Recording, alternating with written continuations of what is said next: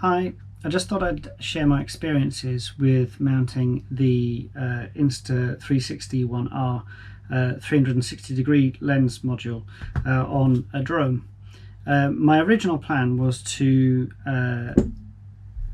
just do a montage of all the different types of mounting that I could think of, but then I thought it didn't really make much sense without some context, so I thought I'd just give you a quick explanation of why I chose these particular formats. And ultimately it comes down to two main things and how the Insta360 module works. There are two main things you need to think about.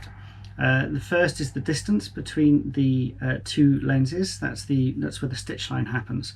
And the second is how close it is to your subject, so in this case the drone. So the main point of this is actually for me to be able to fly the drone and be able to see it. You get some drones these days where they're specifically designed to fit the 360 module in, but they do it so that you can't actually see any of the frame. So like the newbie drone, Invisidrone, sits within the plane of the frame and the motors and the battery, so you can't actually see any of that. But that's not what I want to achieve. What I want to achieve is to be able to see the drone flying in the air, basically. I want to be able to see it. So, like I said, there are two main factors that affect that. The first is the stitch line. So basically anything between these two lenses here will not be visible. That's the stitch line. That's exactly how the selfie stick works, how they make it invisible basically. It's nothing special about the selfie stick apart from it just fits within the stitch plane. So anything between these two lenses will not be visible. Now that's a problem when you're mounting it on a drone, because you stick it on a drone like this and basically anything between the stitch line, anything between the two lenses won't be visible. So you'll miss some of the props, there'll be a gap in the frame, and it just looks a bit strange. It looks particularly worse in the actual in drones like the ProTech 35. If you mount it on like this, it looks quite janky. I'll show you a photo of that, hopefully. So okay, so how can we do it? So first of all, we need to think about ways of doing it so that we can see more of the drone or make the stitch line less obvious. And secondly, the other point comes down to how close the lens is to the subject. So obviously if the subject is really close, then you have to zoom out to actually see most of it, and then it just looks quite distorted. You get a lot of fisheye distortion. So it's not just a case of just slapping it on like this. Lots of things to consider. One way you can do it, you can either mount it this way, in which case the lens is quite close. Sorry, I'm just trying to get it in a shot. Or you can mount it this way, which does lift it up a bit. It ends up being more like the Insta360 One X2 in that configuration. Let me try it again so you can actually see what's going on. There you go, like that. Or can you mount it off the frame? So I came up with a few ways. So with a standard frame, which comes with the Insta360, that just get it in the right way, just slots in like that, and it's got the little fingers at the bottom that, or lobes, whatever you want to call them, that fit into the GoPro style mounts there, which is fine. But like I said, the lens is a bit too close there. It's better if you can have the lens as far away from the frame as possible.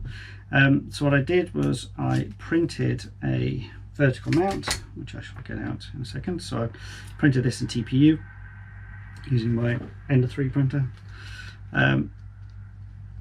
So we can mount it like this.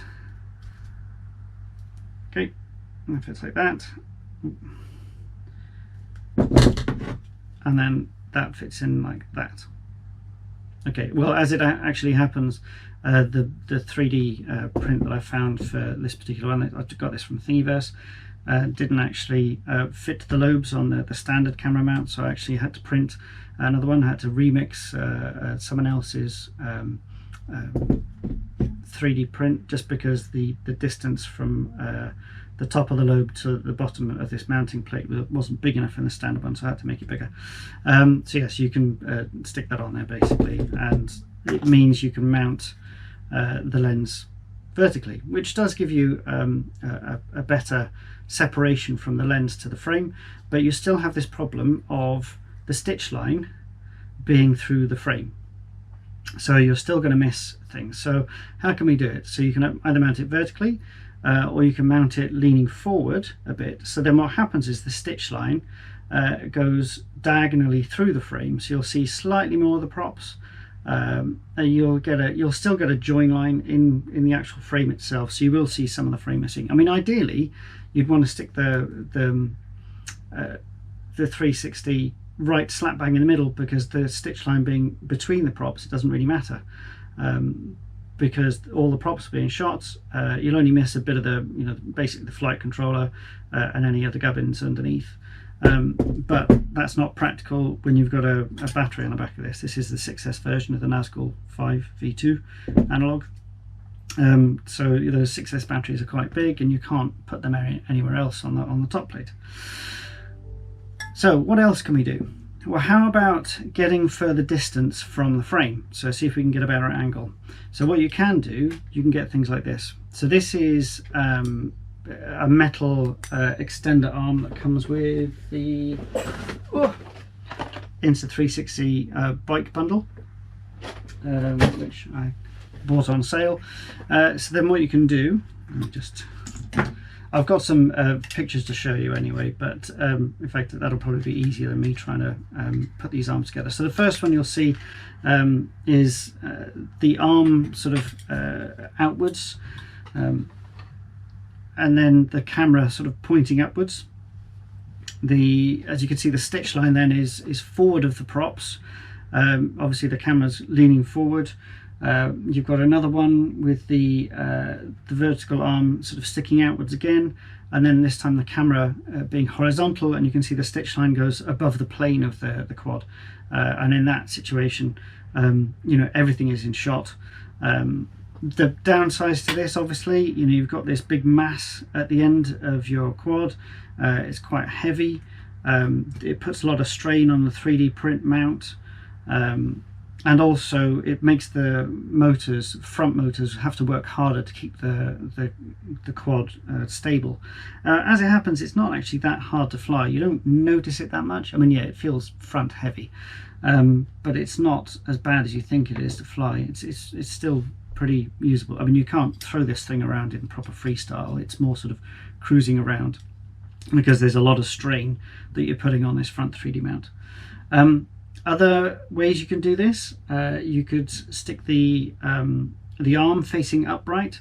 So again, you still have the stitch plane within, if the camera is vertical, you still have the stitch plane within the frame, but you get a bit more separation from the frame, and the stitch line is still there but less obvious. And then of course you've got the situation where the camera is horizontal and the arm is vertical, which gives you more separation from the frame, so it's less distorted. But also the downside to that is you can actually see the arm in shot. So basically anything that's not in the stitch plane will be visible, and anything in the stitch plane will not be visible. So in some scenarios you will see the arm, some scenarios you won't see the arm.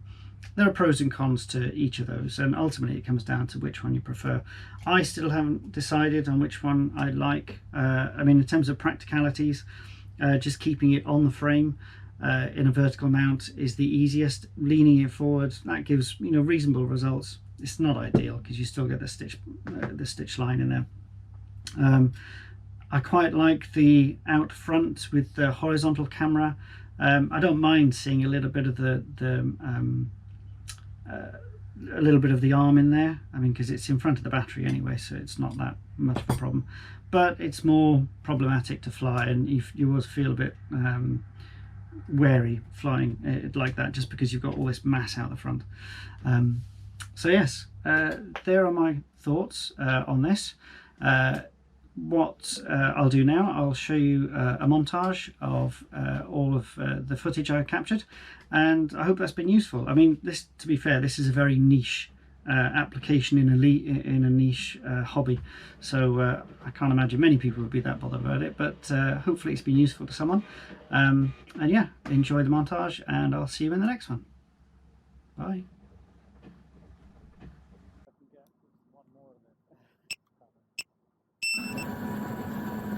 I'm getting freaky.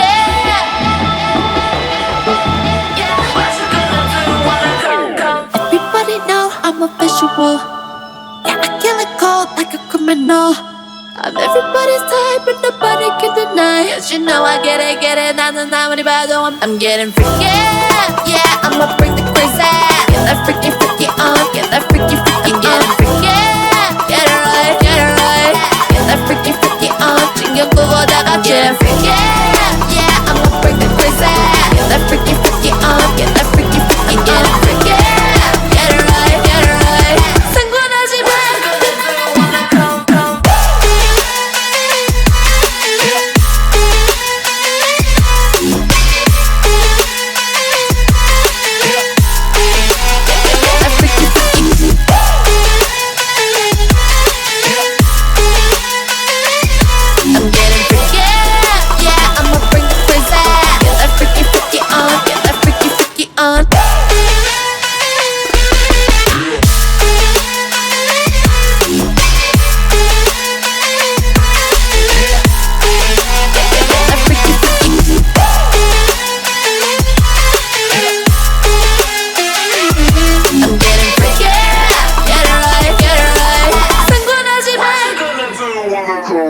I'll be on the top killer. I'll be on the top winner. I'll be on the top killer. I'll be on the top, 'cause I own it, know it, I'm a rain. I'm getting freaky, yeah, I'ma bring the